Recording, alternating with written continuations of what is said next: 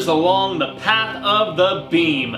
I am known on this level of the tower as Jaime in Fuego, and if it please you, join me here for a bit of palaver on a very special hello to Stephen King. That's right, y'all. So very happy to have you here with me on the horror show. Welcome! You can just call me Fuego for short. As you see by this terrifying tower of tomes beside me, Cy King is indeed my favorite author. I have been doing palaver here nearly 150 episodes here on the horror show, all about just constant readers and just creating a wonderful community amongst various of us, and it's been a pleasure, an honor, an amazing experience. And so I am here to give a update, some clarification, and just some personal estimation and reaction to some big news that just happened this week. So, a couple years ago, 2017, we had the Dark Tower movie come out. Excuse me, sorry guys. But that's really, I got nauseous. I thought I was going to be ill after watching that film. There's some that have grown to appreciate it. There's some that liked it right off the bat. Last time around, all that stuff that they attempted to bill it as, hence all the amalgamation, hence all the changes, hence the whatever. It's a sequel, it's not an adaptation, blah blah, yada yada yada, whatever. I was very unforgiving, and that's because the 8 Dark Tower books and the corresponding comics had fleshed out some additional information from Cy King's notes, courtesy of Peter David, Robin Firth, Jai Lee, and various other amazing creators at Marvel. It's like my favorite fantasy, western, horror, action, sci-fi, so many different things all coming together in this, and they kind of tried to do that a little bit in the Dark Tower movie, but the Dark Tower movie was a failure amongst most fans. It was a box office failure for the casual fan. It was a critical failure because the people familiar with the series, who reviewed it, were like, no, this is a terrible adaptation, and the people who were unfamiliar with the series said it didn't give enough explanation, all of that different stuff. It was just, it was like 90-something minutes. It was very, very uninspired in a lot of ways. Idris Elba was great, but hey, bad casting, not a good choice. I did, however, like the kid who played Jake. But long story short, there was immediately when that film was announced a corresponding television series that was trying to find a home that was always going to be a prequel and was going to flesh out the backstory of a youth of Mr. Roland Deschain. And so that was always the plan, okay? The plan from the get-go when they decided they were going to do a combination of films and TV series was they were going to do 3 movies, and then these couple seasons of a TV series were going to flesh out with flashbacks that incorporated both Idris Elba and just jumping back to the stuff with him as a youth. So I'm not sure if it was going to be just more of him marching through the desert and then he's like just reflecting back, whatever, which is basically the way, the first book, The Gunslinger, is indeed framed. But when the film was that much of a disappointment, both, to Sony and to, fans and critics and pretty much everybody, they decided, okay, let's go back to the drawing board. And there was a lot of people, myself included, extremely skeptical that anything was going to come from this proverbial drawing board. Now, the one thing that I have to stress here is that there is no guarantees that this television series is happening. And that is because this week we learned for sure that there is a pilot that is going to be shot because casting was announced for the pilot. Now, there's been murmurs here and there from smaller news sources, unreputable ones, mind you, and they were like, oh yes, it's happening at Amazon. Amazon Studios is developing this. They're also trying to develop a Lord of the Rings TV series, so they're really grasping to compete with Netflix and, in turn, the impending Disney streaming service, Disney+. Hulu's got a tiny piece, but I think they're way behind the Netflixes of the world, and obviously will be of the Disneys of the world with all of the properties that they have now acquired, including their own IPs and now all the stuff from Fox, Lucasfilm, obviously, Marvel. So Disney is very, very ready, in my estimation, to compete with Netflix, but that's a totally different story. So Amazon is like, okay, we're gonna push forward with this Dark Tower television series, but it was announced through Deadline this past week, along with the casting of both the Man in Black and our young Roland that, yes, this is going to be complete reboots, and that's as evidenced by the casting that we did not go with a young African American. We actually went with somebody who is the way Roland was described in, is the way Roland was described in the books, is the way Roland was shown on the covers of stuff. I mean, I hate to say, but I mean, look, man. I mean, that's Roland Deschain, you know, all grown up after however many times around, we don't necessarily know.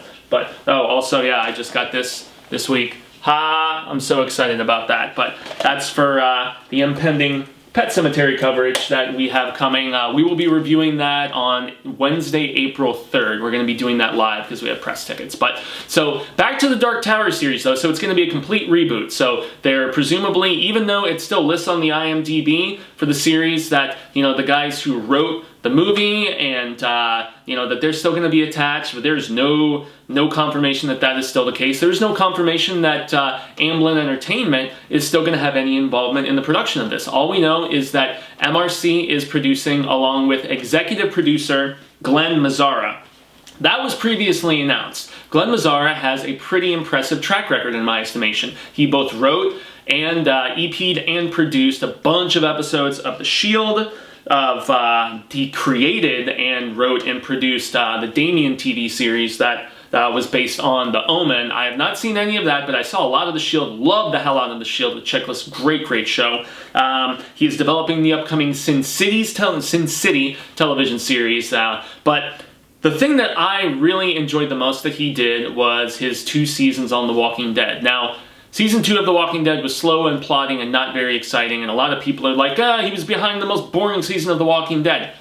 But for me, he was also behind one of the absolute best seasons of The Walking Dead because he wrote, executive produced, and produced a bunch of, well, pretty much, he was the EP and showrunner for Season 3.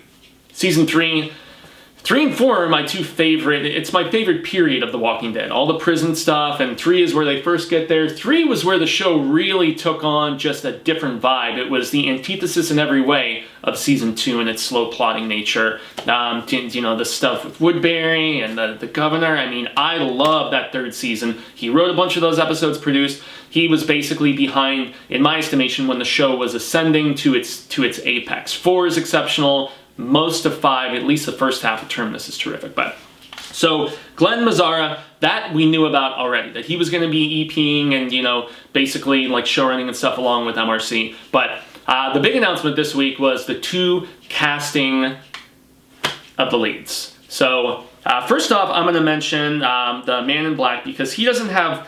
I've only seen him in one thing. Okay, his name is Jesper Pekonien, I don't know.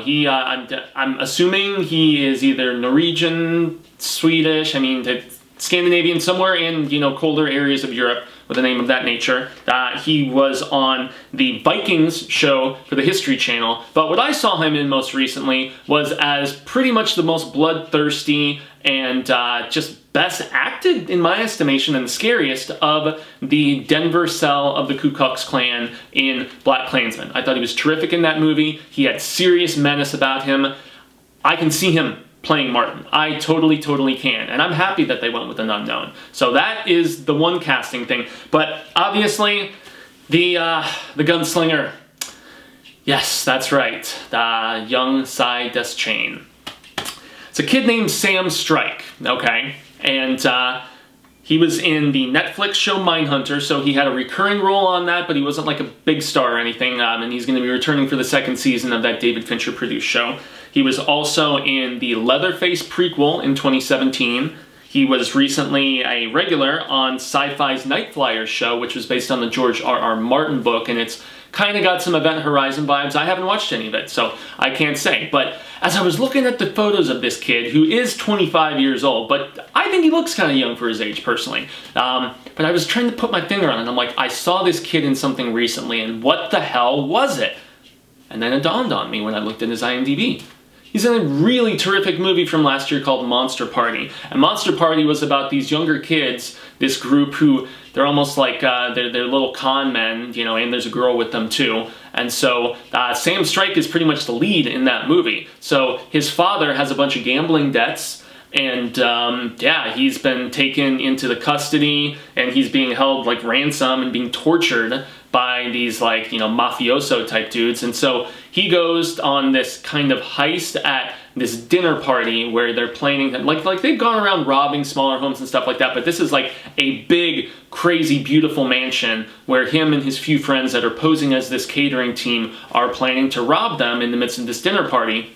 Problem is, the kids get far, far more than they bargained for with the nature of the people hosting this dinner party and the guests that they have there. I reviewed it personally on the Horror Show channel. I'm not sure if Cecil has put that review up already.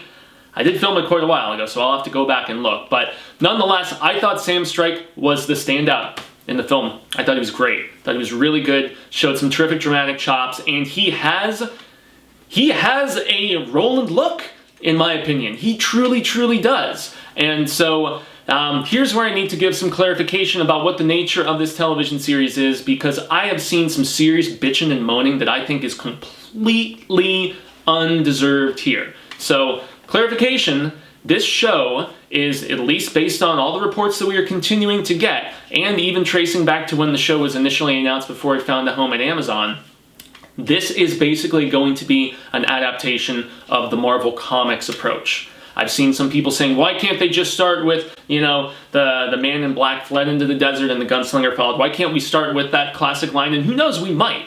But bottom line, what I enjoyed so much about the Marvel Comics was that they focused on stuff, as opposed to how the gunslinger, and both Volume 4, you know, Wizard and Glass, both of those books jump back and forth in timeline. So the gunslinger goes between, you know, him chasing the man in black through the desert, you know, going after Martin / Flag / you know, I mean, your big time supervillain, you know, O'Dim,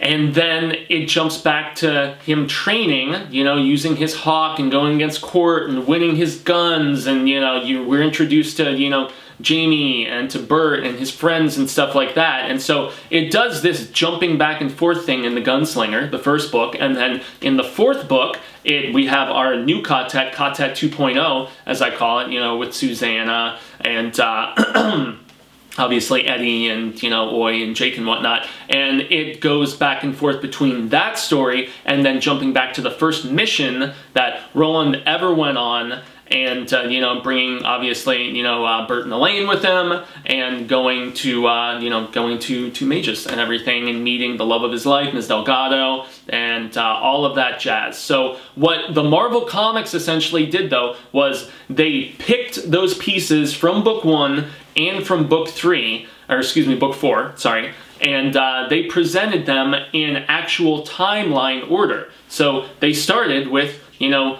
with the training and with Court and, you know, with, you know, Vinay and everything, and just the two dueling perspectives of those two. And then it slowly segued into why they had to, you know, leave their home, why they had to leave, you know, the kingdom where, you know, his father is, and why they have to be sent on this mission, and, you know, why they're just kind of like investigating and stuff. They're actually being sent in hiding because of some things. And then there's also, you know, Martin the Wizard, you know, back home, and just, you know, him trying to seduce Roland's mom and all of this different stuff. And then, you know, once they get to, you know, once they get to the barony and everything, and, you know, they, you know, this whole almost like Romeo and Juliet type love affair, you know, goes down, and, you know, got Rhea the Coos, you know, the crazy witch bitch and everything, and some big Coffin Hunters flavor, and this is all at the... So this is all the stuff that is just... It's basically...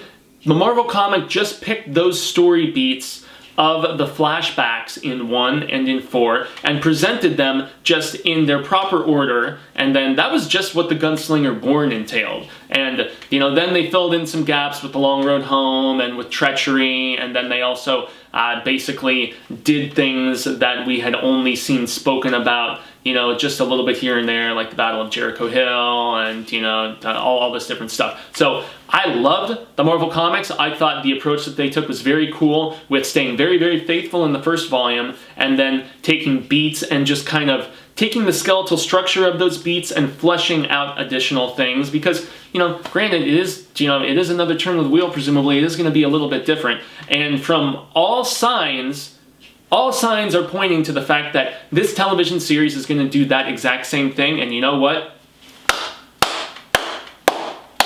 Bravissimo! I am so much happier with this.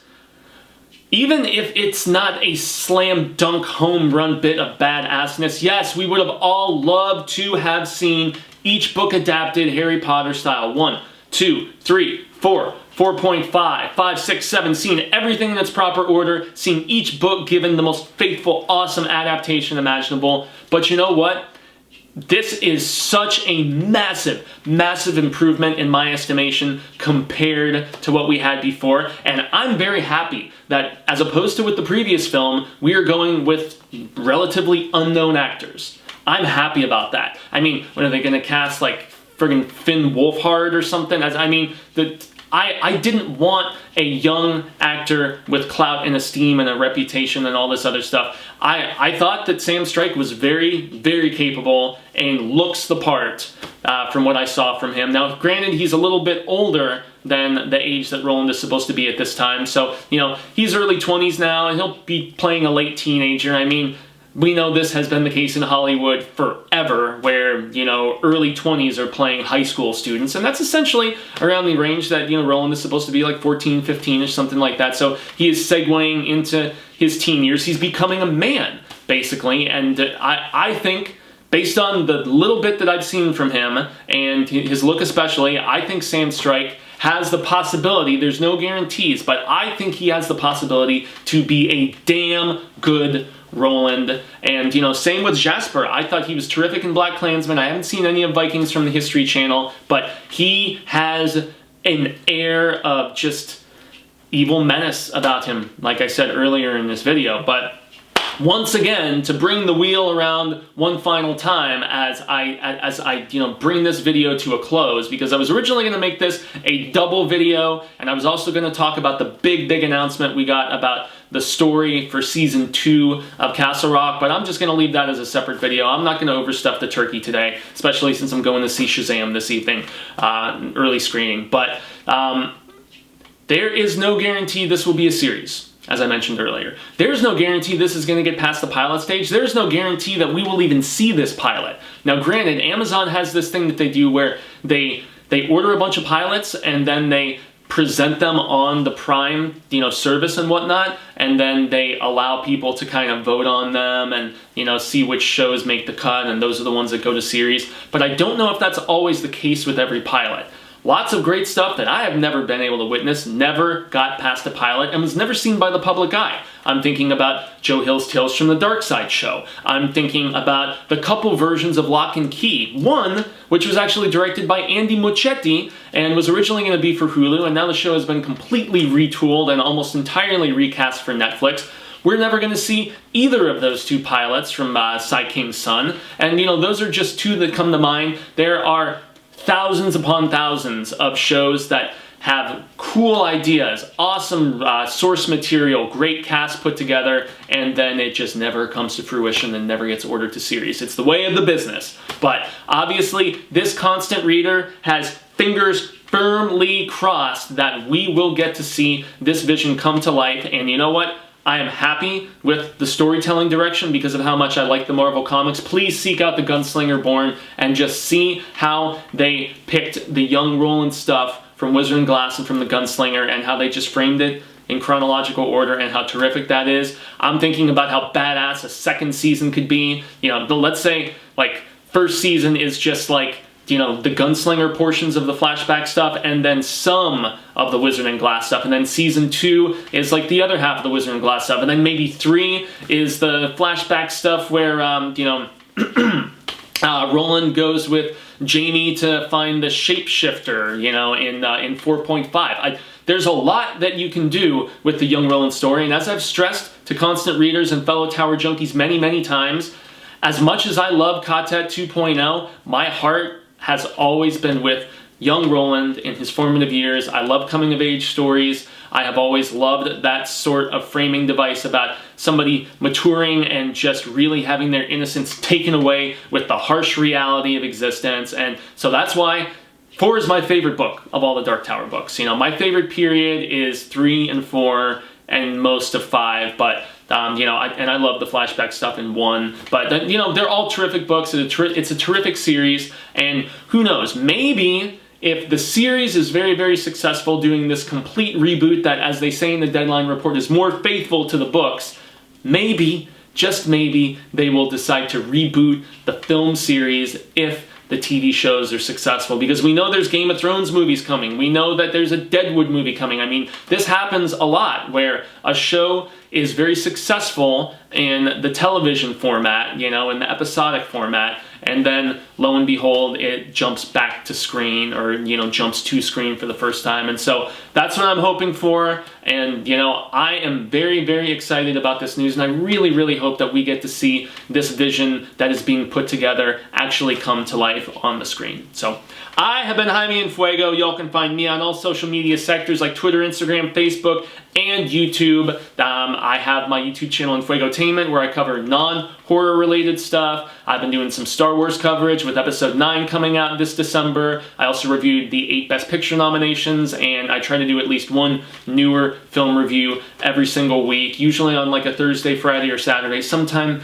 around then. And yes, make sure to like, share, subscribe here on The Horror Show as well. Hit the bell so that you get notifications about all the stuff that we do, from film reviews to trailer reactions to this show here, Hail to Stephen King, that I do twice a week, every Terrifying Tuesday and Spooktacular Saturday. So yes, it was a pleasure to have you here for some palaver, everyone. And also make sure to jump over to the Hail to Stephen King Facebook group. It's the one thing that gets me on Facebook. I am the sole admin and moderator on the page, and there's over 400 of us on there having awesome palaver. It is a badass quartet and a very tightly knit group that is extremely near and dear to my heart. So if you want to interact with other Tower junkies and constant readers alike, please jump on there. And all that I ask is that we keep it primarily King family related, because yes, some Joe Hill stuff does indeed turn in there. So once again, I've been Fuego. Y'all have been amazing. Say thank you.